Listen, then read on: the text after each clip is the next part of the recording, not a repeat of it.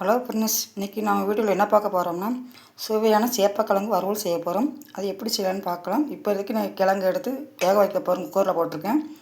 2 whistle வச்சு எடுத்துக்கிடலாம்.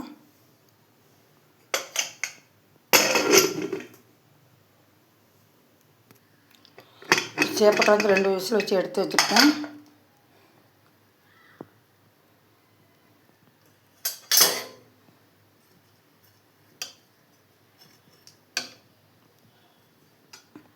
இந்த மாதிரி கிழங்கு அமுங்கணும். வேகும் போது வெந்த பிறகு நம்ம இதை தொலியை உரிச்சிட்டு காட்டுறேன்.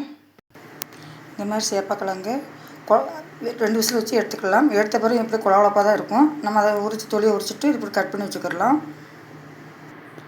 இதுக்கு இந்த மசாலா வறுவல் பண்ணுறதுக்கு தேவையான வீட்டு கார புளிக்குழம்பு பொடி தான் நான் சேர்க்குறேன். 3 ஸ்பூன் எடுத்துருக்கேன். உங்களுக்கு காரத்துக்கு தக்கன நீங்கள் தேவையை பார்த்து எடுத்துக்கிடலாம்.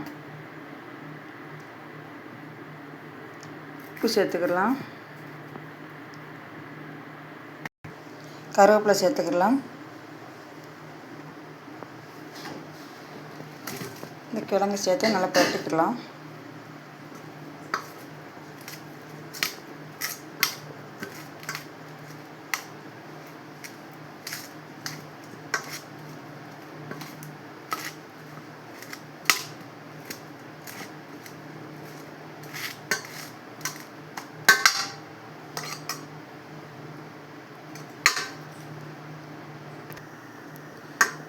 இந்த மாதிரி வீட்டுக்கு மசாலாத்தூள், குழம்புத்தூள், உப்பு, கருவேப்பிலை போட்டிருக்கேன். இந்த மாதிரி பிரட்டி வச்சுக்கிடலாம்.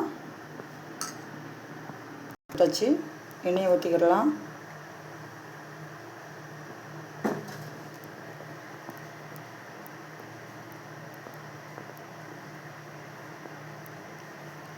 எண்ணெய் காயவும் தட்டி வச்ச பூண்டு சேர்த்துக்கிடலாம்.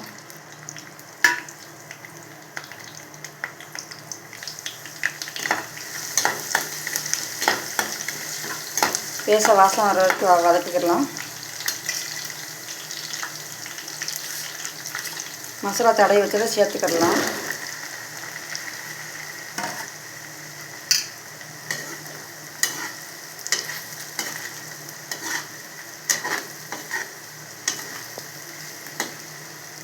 சிம்மில் வச்சு முறுமுறுன்னு வர வரைக்கும் வறுத்து எடுத்துக்கிடலாம்.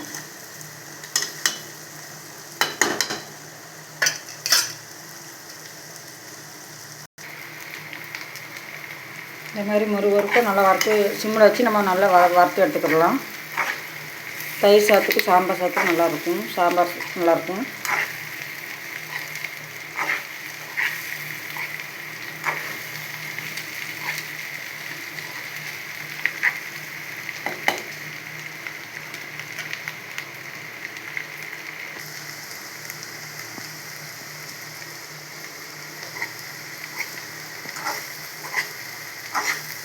நல்லா கிறிஸ்பியாக வறந்துட்டு நல்லா பரட்டி விட்டுக்கிடலாம்.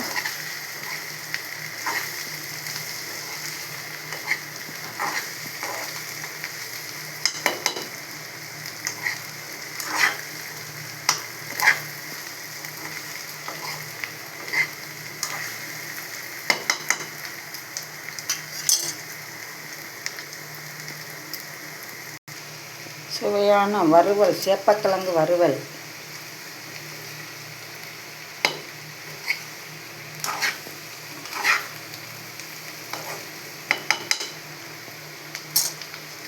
லாஸ்ட்டில் 2 கருவேப்பிலை தூவிக்கிடலாம்.